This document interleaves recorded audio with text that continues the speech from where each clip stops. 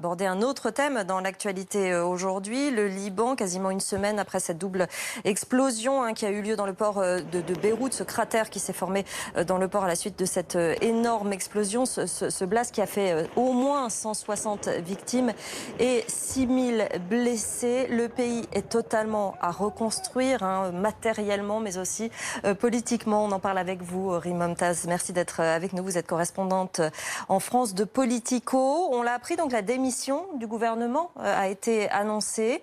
Est-ce que cela peut déboucher sur une nouvelle ère politique au Liban, un nouveau commencement au moins ? C'est l'espoir, c'est certainement ce que les gens qui sont en train de manifester veulent.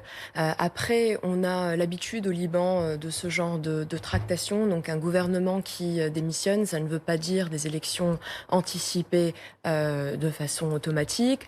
Il y a en ce moment, on a déjà vu à partir d'hier soir, les tractations entre les partis politiques traditionnels qui sont au pouvoir depuis 30 ans, plus ou moins, ont commencé. On revoit même des alliances entre des gens qui, pendant longtemps, ne voulaient plus se parler, ils recommencent à se parler.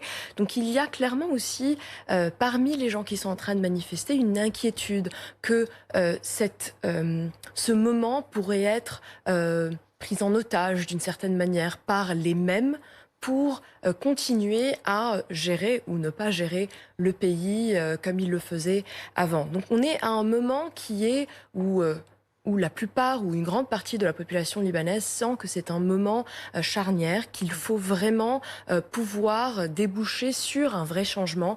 On ne sait pas si ça va être le cas. Est-ce que justement la révolution est en marche, entre guillemets ? Oui, la révolution est en marche dans le sens où, depuis octobre, en fait, une grande partie de la population libanaise manifeste. Elle a arrêté un peu de manifester quand il y a eu la Covid, évidemment, pour des raisons sanitaires. Mais on voit, depuis l'explosion, 2 jours après l'explosion, une grande partie de la population a manifesté dans les rues de Beyrouth. Donc on voit qu'en fait, la rage, la ferveur de ces manifestations ne s'arrête pas. Et d'ailleurs, il y a 2 jours, 3 jours, on a vu quelque chose qu'on n'avait pas vu avant. Les manifestants étaient un peu plus organisés que d'habitude. Ils ont occupé des ministères, ce qu'ils n'avaient pas fait avant.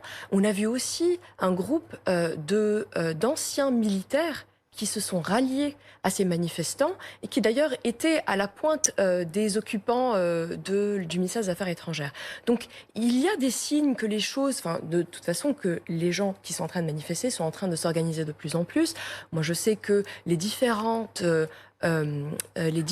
partis politiques ou les différentes forces politiques qui ont émergé des manifestations sont en train de se coordonner de plus en plus parce qu'ils veulent être prêts si jamais les élections anticipées sont organisées. Très rapidement, Emmanuel Macron a demandé à 2 reprises déjà une enquête internationale indépendante. Est-ce qu'il y a une chance qu'elle soit acceptée et qu'elle se mette en place? Alors, il faut faire un peu la part des choses sur ça. Parce que quand on parle d'enquête internationale, au Liban, on entend une enquête à travers le Conseil de sécurité des Nations Unies.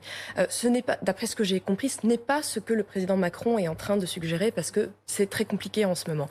Il faut évidemment éviter le veto russe ou chinois, etc.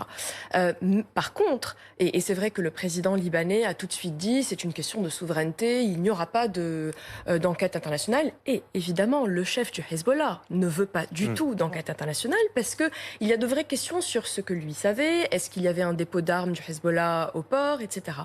Par contre, ce qu'on sait, c'est qu'il y a des experts et des enquêteurs, en gros, français qui sont déjà sur le terrain, qui sont à Beyrouth, qui sont sur le port et donc, de fait, font partie de l'enquête.